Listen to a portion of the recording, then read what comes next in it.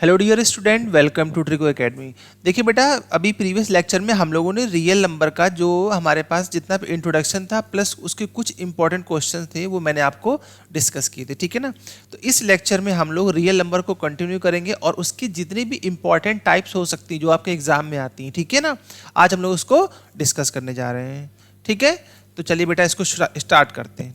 देखो बेटा ध्यान से, फर्स्ट क्वेश्चन आपसे कहा गया है कि the largest number which divide 70 and 125 leaving the remainder 5 and 8।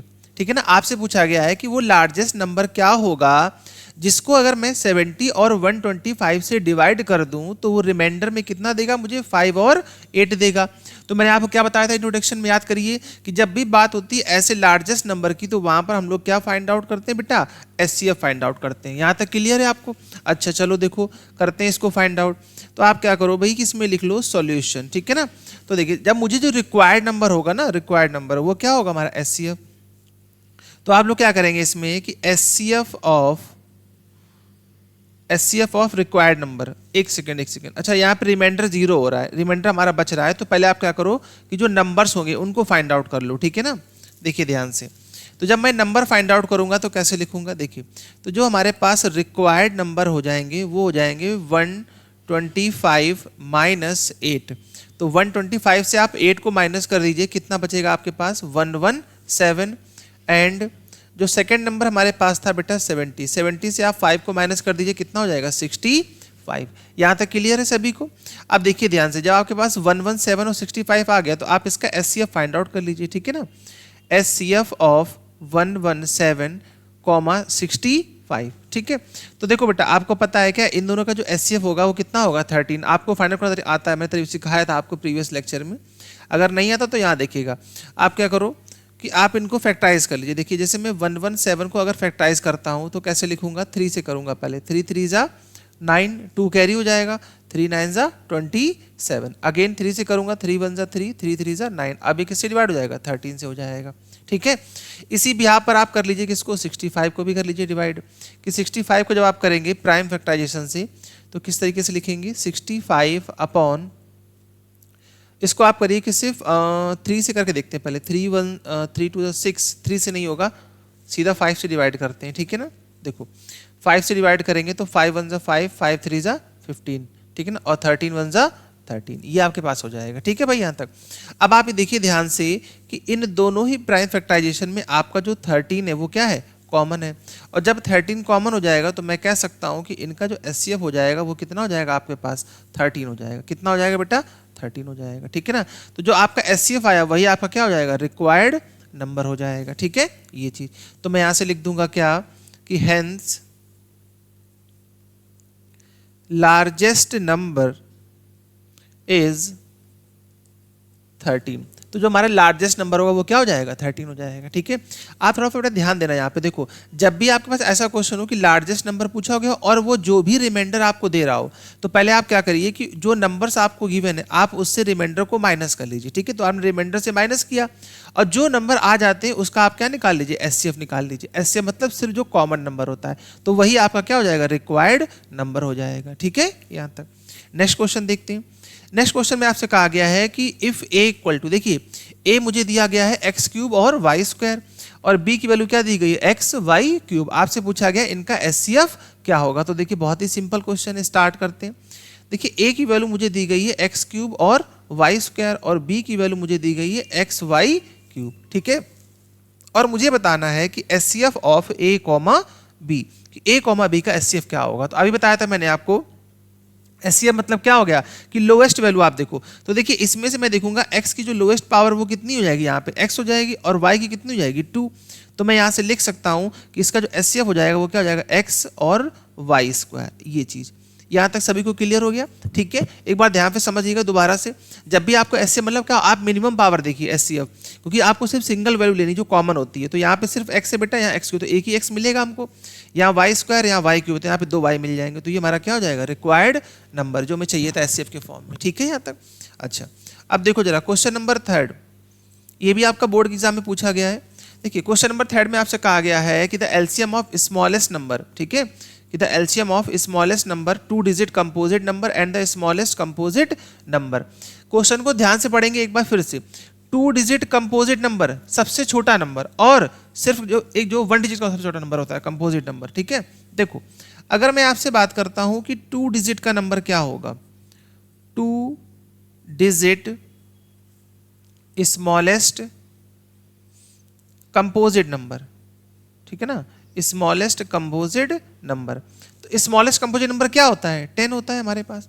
इसी तरीके से अगर मैं सिर्फ स्मॉलेस्ट की बात करता हूं, सबसे छोटा नंबर कौन सा हो जाएगा, स्मॉलेस्ट कंपोजिट नंबर, तो ये आपके पास हो जाएगा 4। अब मुझे देखिए, मुझसे पूछा है इनका एलसीएम क्या होगा, तो मैं इनको फैक्टराइज कर लूं। देखिए अगर मैं 10 को फैक्टर करूंगा तो 2 इंटू 5 हो जाएगा। इसी तरीके से अगर मैं 4 को फैक्टर करूंगा तो कितना हो जाएगा, 2 इंटू 2 हो जाएगा।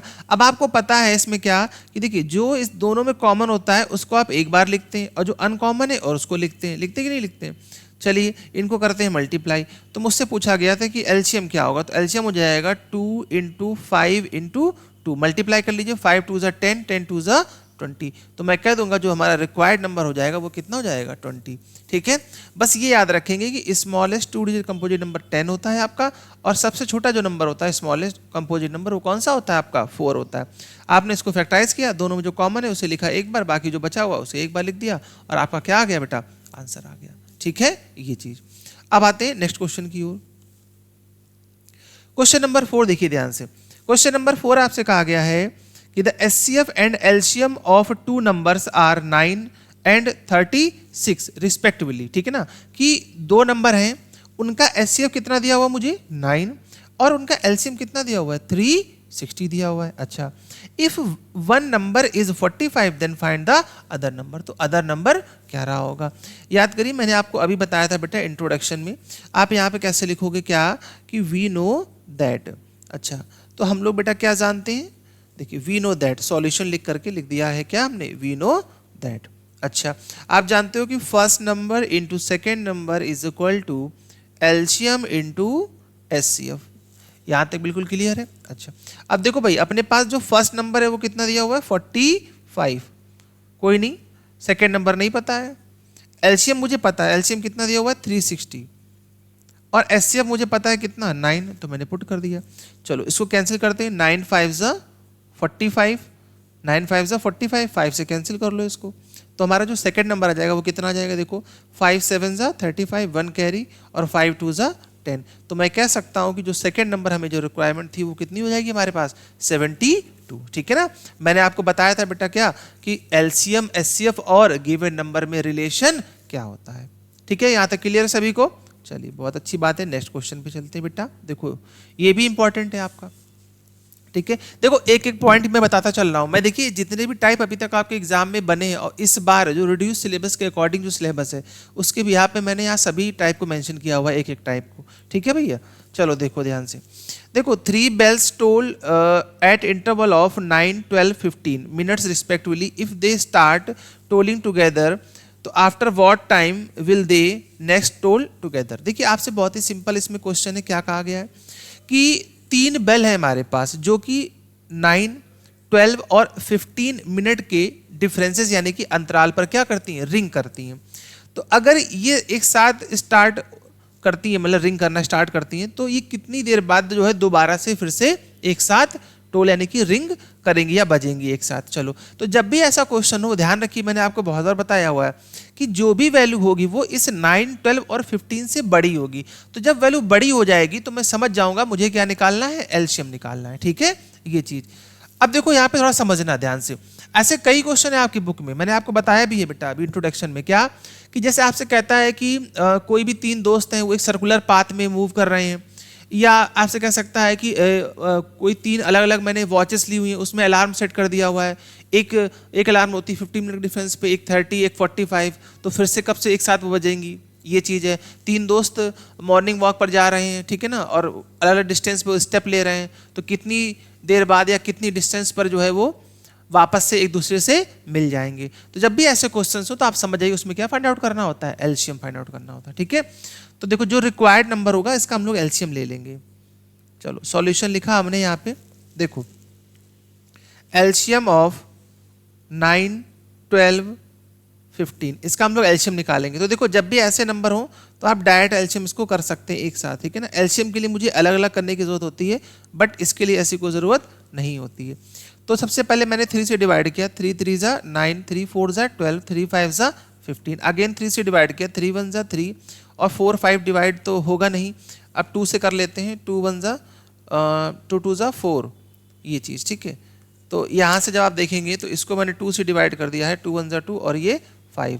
फिर आप 5 से डिवाइड कर दो, 1 1 1 और ये आपका क्या हो जाएगा, 1 हो जाएगा, ठीक है, ये चीज़। चलिए अब देखिए ध्यान से, अब जो भी आपको ये नंबर दिए गए हैं इनको हम लोग करते हैं मल्टीप्लाई। देखो जब आप मल्टीप्लाई करोगे, देखो 3 3 ज़ा 9, 9 2 ज़ा 18 और इसी तरीके से जब आप यहाँ देखेंगे तो ये कितना हो जाएगा आपका 5 हो जाएगा बेटा, ठीक है। चलो करते हैं इसको एक बार मल्टीप्लाई, जो मैंने यहाँ से एलसीएम निकाला हुआ है। तो आप लोग लिख सकते हैं यहाँ से क्या बेटा कि देन एलसीएम इक्वल टू, ठीक है ना। अब मुझे क्या, मैं क्या करूँ, एलसीएम फाइंड आउट करूँगा, ठीक है। देखो ध्यान से, जब आप एलसीएम निकालोगे तो 3 इंटू 3 इंटू 2 इंटू 2 इंटू 5, ठीक है। चलो मल्टीप्लाई कर लो, देखिए 3 3 ज़ा 9, 2 2 ज़ा 4 और ये 5 हो जाएगा आपके पास। तो 5 4 ज़ा 20, 29 कितना हो जाएगा आपके पास, 180 मिनट्स। यानी कि मैं कह सकता हूँ इस क्वेश्चन में कि आप देखिए ध्यान से कि जो हमारे पास जो 3 बेल्स थी जो अलग अलग एक इंटरवल पे क्या कर रही थी, रिंग कर रही थी, तो 180 मिनट्स के बाद क्या करेंगी, वो वापस से रिंग करेंगी, ठीक है।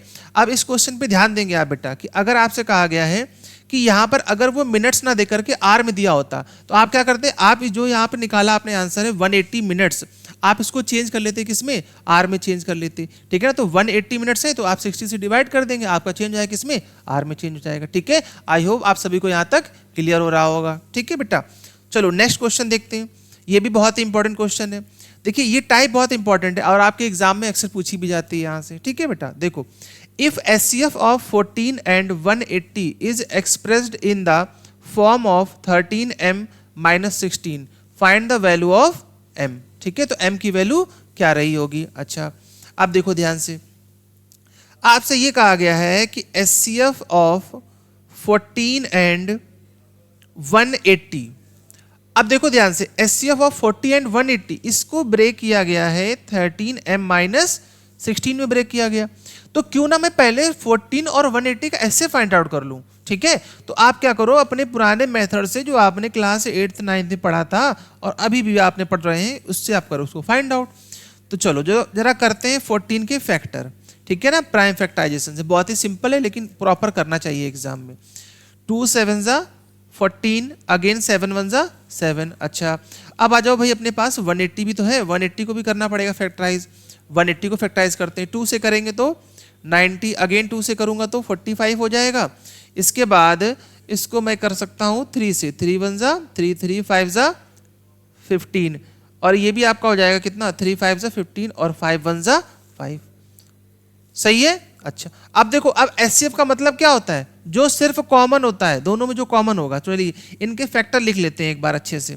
तो देखो 14 का फैक्टर किया तो मैंने कितना आ गया, 12 इंटू 7। देखो आप चाहो तो ध्यान देना मेरी बात को, ये आप रफली भी कर सकते हैं, वापस से यहाँ फैक्टर लिख सकते हैं। बाकी अगर अपनी बोर्ड कॉपी में भी करते हैं आप साइड में तो कोई प्रॉब्लम नहीं है उससे, ठीक है।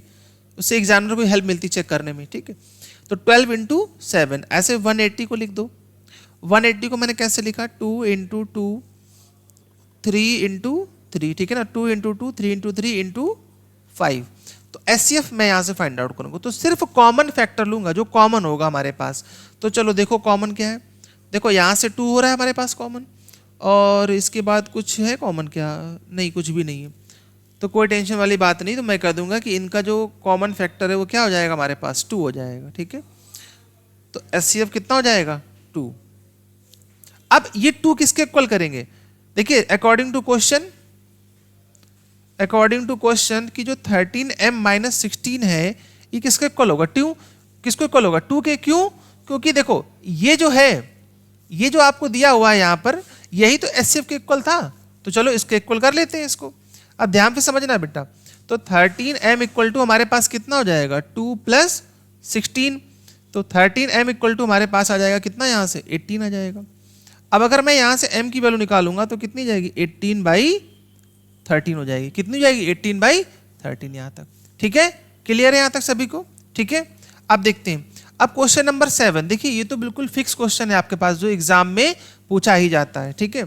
देखिए आपसे पूछ लेते हैं क्या बेटा कि prove that √2 is a irrational number, prove that √3 is an irrational number, या √5, √7, √11 एंड सो ऑन। इस तरीके से नंबर आपसे पूछे जाते हैं एग्जाम में।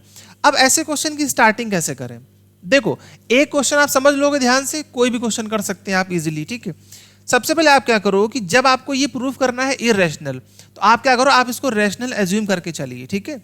देखो मैंने क्या किया कि let √2 is a irrational number, मैंने इसको लेट कर लिया कि ये √2 जो है वो एक इरेशनल नंबर है, ठीक है, ये चीज।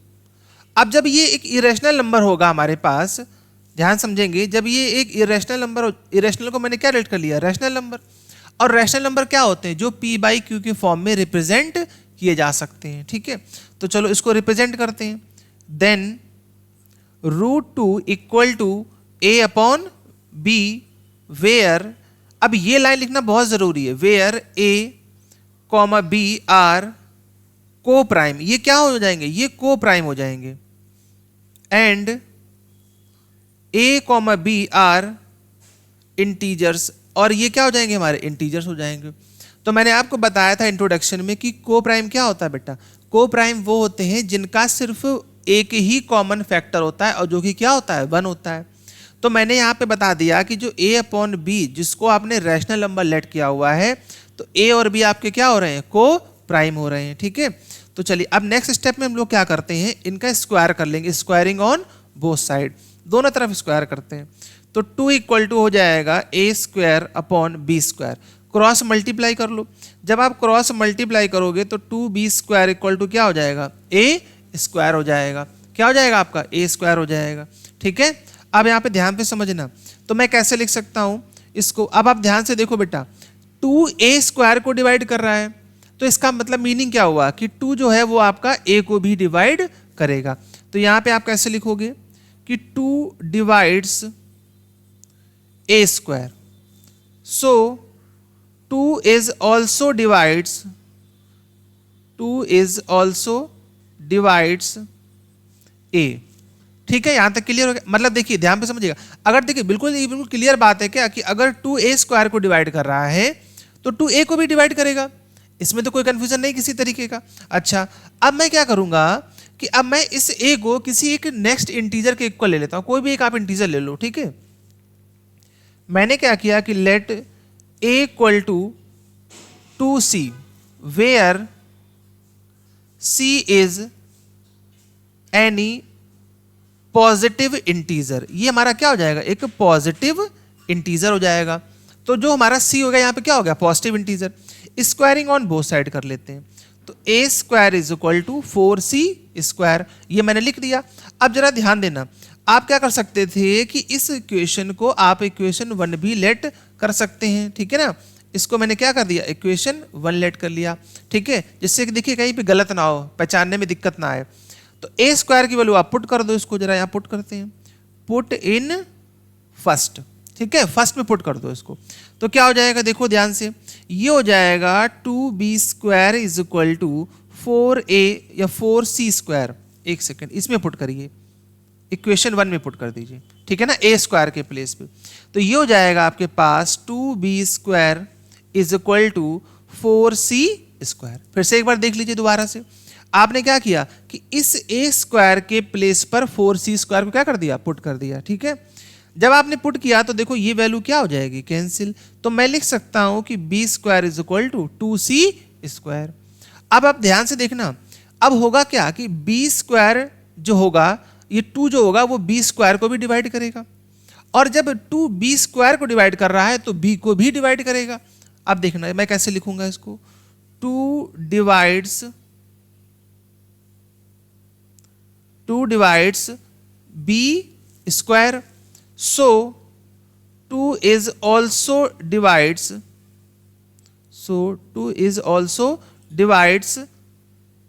b, ठीक है ना भाई। देखिए जब 2 b² को डिवाइड कर रहा है तो 2 जो होगा वो किसको डिवाइड कर देगा, b को डिवाइड कर देगा। और जब एक ही नंबर 2 को डिवाइड कर रहा है, इसका मतलब वो को प्राइम नहीं हो सकता। और जब वो को प्राइम नहीं हो सकता तो मैं कह दूंगा कि वो एक रैशनल नंबर भी नहीं हो सकता। और जब मैंने लिया क्या था, रैशनल नंबर, इसका मतलब ये मेरा एजम्पशन कैसा हो गया, रॉन्ग हो गया। ठीक है, अब बस इसके आगे आप एक लाइन लिख देंगे, आपका आंसर आ जाएगा। तो आप लिखेंगे हेंस, कैसे लिखोगे भैया कि hence 2 is a common factor, hence 2 is a common factor of a and b. जो 2 है वो हमारा क्या हो जाएगा, कॉमन फैक्टर हो जाएगा किसका, ए एंड बी का, कॉमन फैक्टर, फैक्टर ई बना नहीं, अच्छा कोई बात नहीं, A factor and B, that contradict, मतलब कंट्राडिक्ट मतलब होता है कि हमारी बात का, मतलब हमारी बात को गलत साबित कर देना, ठीक है ना, दैट कंट्राडिक्ट्स द फैक्ट, ठीक ना, that a and b are co prime, ये चीज, ठीक। So our assumption is wrong, so our assumption is wrong. तो हमारा एजम्पशन कैसा हो जाएगा, रॉन्ग। तो मैं लिख सकता हूं क्या कि hence √2 is an irrational number. ठीक है, ये चीज क्लियर है बेटा यहां तक।